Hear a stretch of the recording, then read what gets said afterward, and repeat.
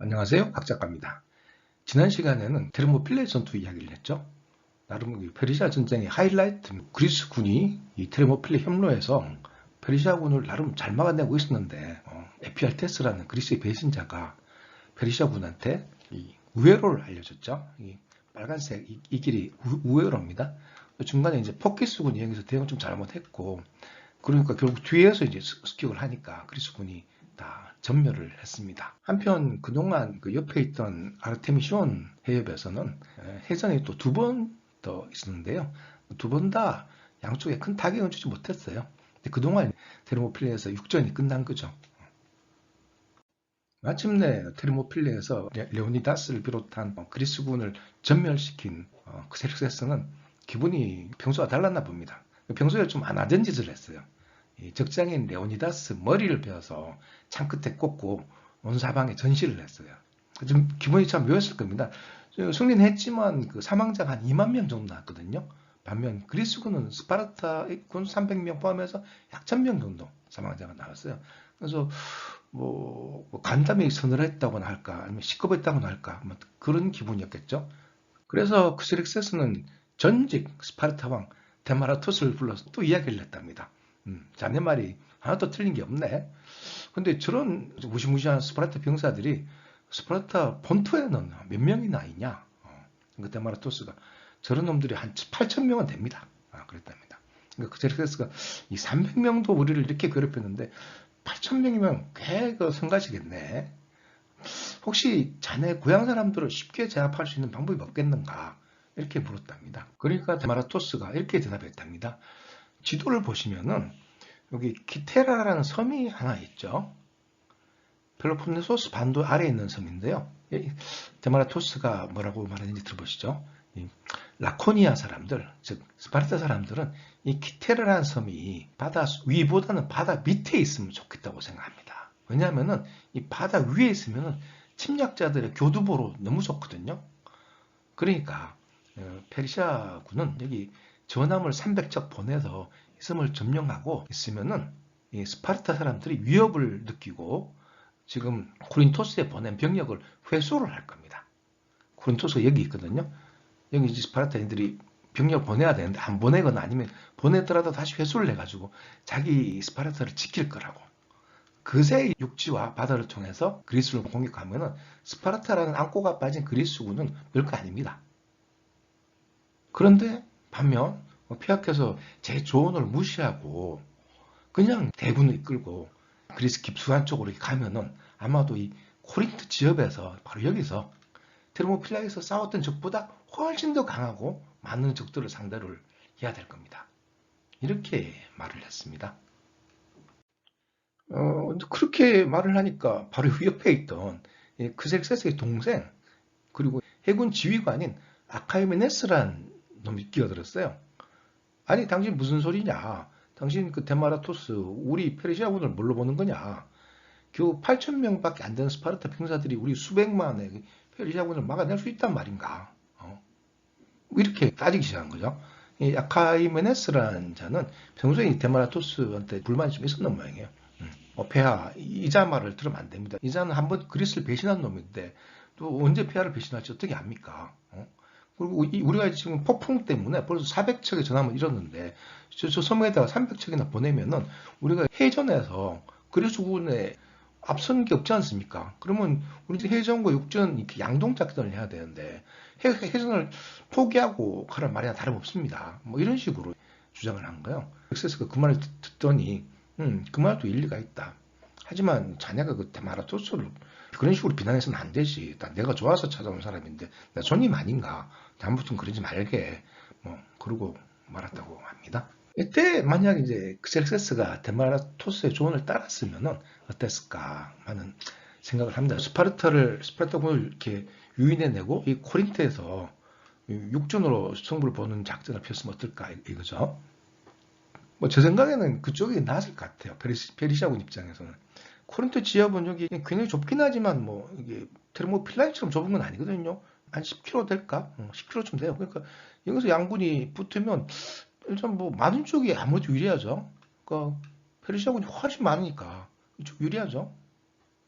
하여튼 뭐 결과적으로 이것도 나중에 살라미스 해전이 성립된 이유 중에 하나가 됩니다. 하여간 이 사건, 그러니까 테르모필라의 전투 때문에 크스릭세스의 궁금증이 좀 더 커졌어요. 도대체 그리스 사람들은 뭐 어떤 놈들이냐, 이거죠. 그래서 한번 물었대요. 지금 그리스 사람들이 운동회 같은 걸 하고 있다면서 이렇게 물으니까 부하가 보고를 하는 겁니다. 네, 맞습니다. 지금 올림픽 재전 중이어서 거기 간 사람이 많습니다. 같은 운동회인데 우승하면 상품은 뭘 주나?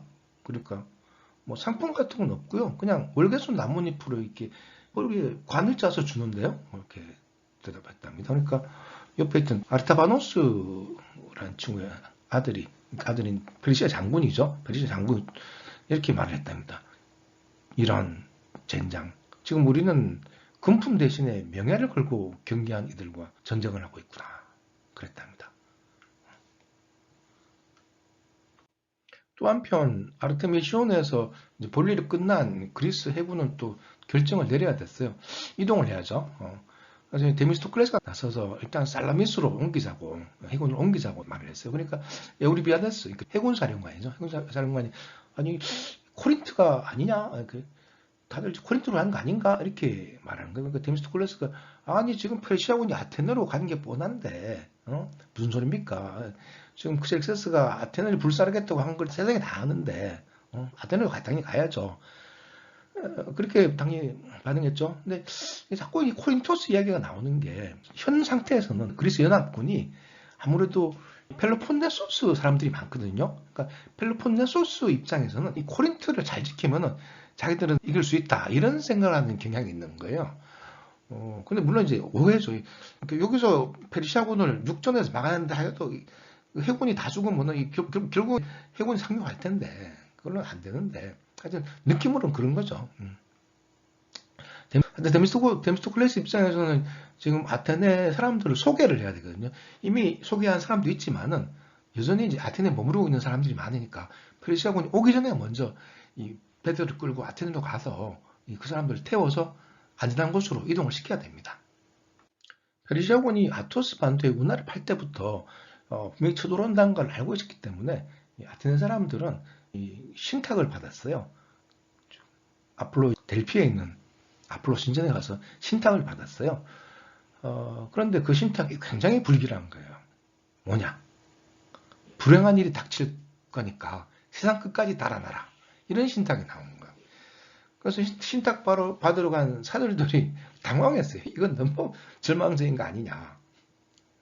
그래서 델피의 사제들한테 뇌물을 쫙 바치면서 다시 한 번 물어봐 달라고. 도저히 이걸 들고 이렇게 아테네로 들어가지 못한다. 이런 신탁을 들고 아테네로 돌아갔다가는 우리가 다 맞아 죽는다. 그래서 사제들이 다시 한번 피티아 문유한테 부탁해서 신탁을 또 받았어요. 그러니까 피티아가 이게 밑에서 올라온 전기를 마시고 종을종을 또 하는 거죠. 그러니까 사제가 또 그 말을 전달했습니다. 아테네 여신께서 나무로 만든 벽으로 그대들을 보호하리라. 대륙의 군대를 기다리지 말고 피신하라.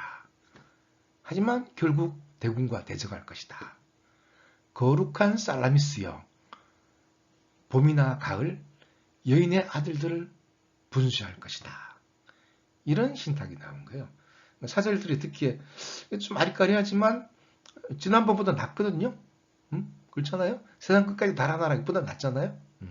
그래서 이걸 들고 아테네로 돌아갑니다. 사절들이 신탁을 들고 돌아오자 아테네에서는 경론이 벌어졌습니다. 쉽게 말해서 그게 두 가지인데요. 주전론과 도피론입니다. 여기서 싸우자 이거하고 다른 하나는 배에 아테네 사람들 다 싣고 저 멀리 저 이태리 같은 데로 가서 새로운 식민지를 개척해서 거기서 다 살자 그런 얘기였습니다. 물론 주전론의 대표자는 데미스토클레스죠. 지난 몇 년 동안 우리가 200척이나 되는 3단 노선을 건설한 게 다 이때를 대비한 거 아닙니까? 그리고 작년부터 우리 계속 3단 노선을 운행한 연습을 하지 않았습니까? 다들 노를 들고 이렇게 연습을 하지 않습니까? 그러니까 그 효과를 볼 때가 지금 아니겠습니까? 이렇게 얘기를 한 거죠. 그래도 아직 그 아테네에는 페르시아의 100만 대군을 어떻게 이기냐 이런 주장이 많았는데요. 이때 데미스토클레스한테 큰 힘이 되어준 사람이 하나 있습니다. 지난번 마라톤 전투에서 그리스군의 사령관이었던 그 밀티아데스 있잖아요. 밀티아데스의 아들이 키몬이라는 친구였는데요. 키몬이 나와서 이렇게 얘기를 했습니다. 데미스토클레스 말이 맞다고.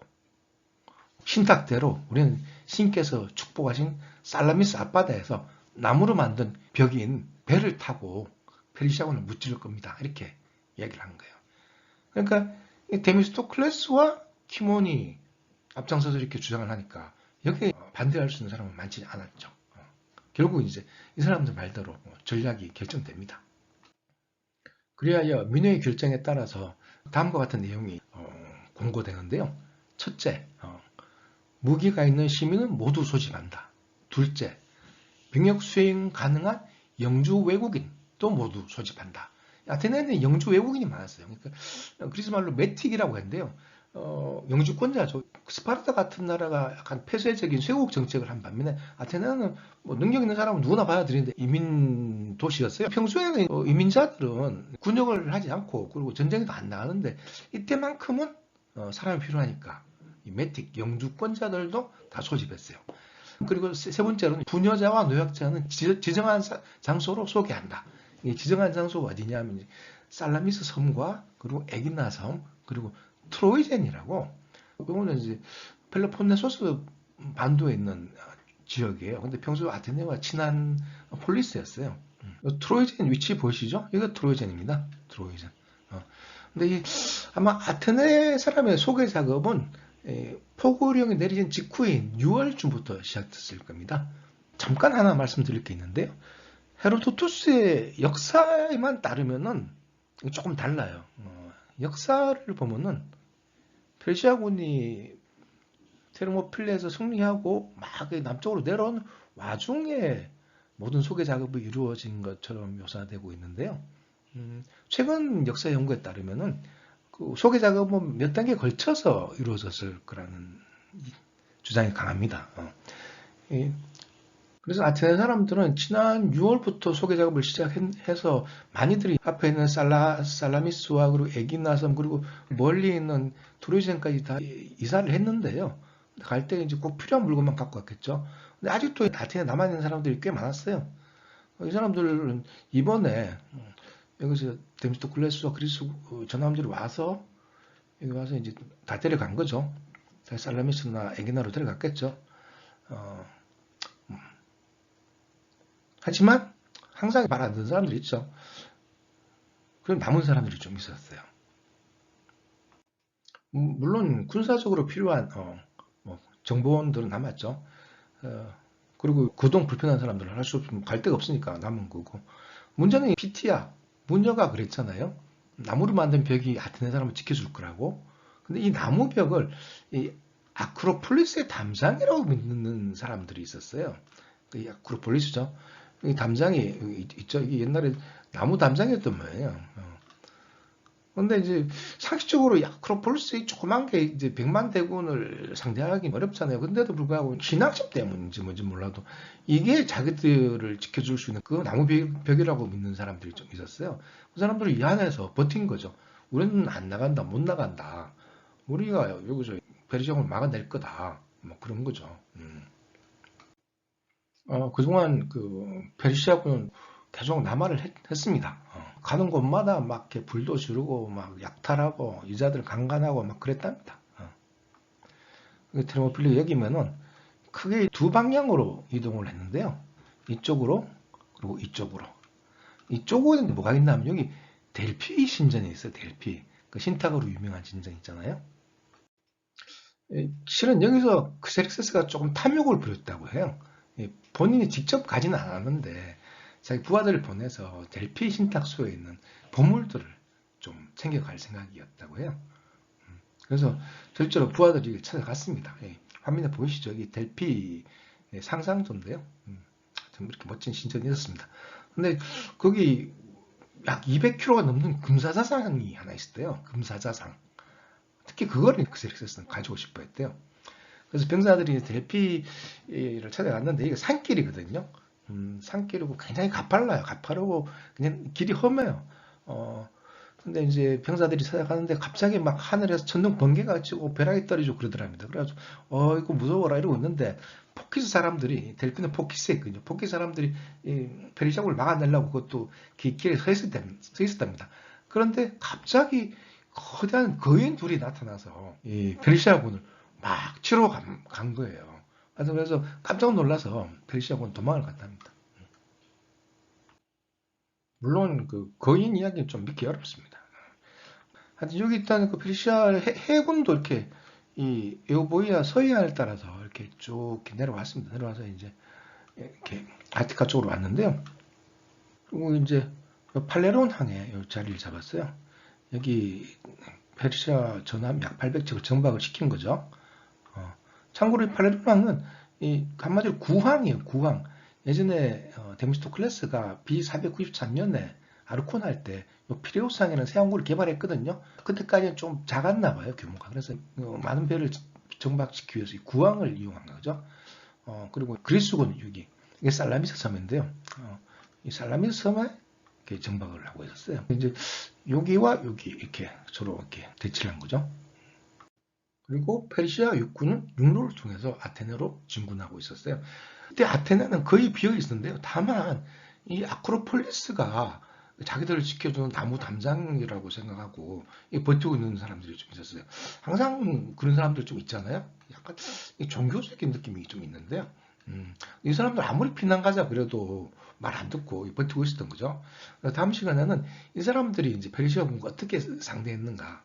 또 하나는 결국 살라미스 해전이 결정적인 전투가 되는데요. 그 살라미스 해전이 어떤 경로를 통해서 어떤 과정을 통해서 이루어졌는가. 이거 좀 재미있어요, 사실은. 그 이야기를 좀 해보겠습니다. 그리고 여기까지 재밌게 보셨으면 구독과 좋아요 부탁드립니다. 감사합니다.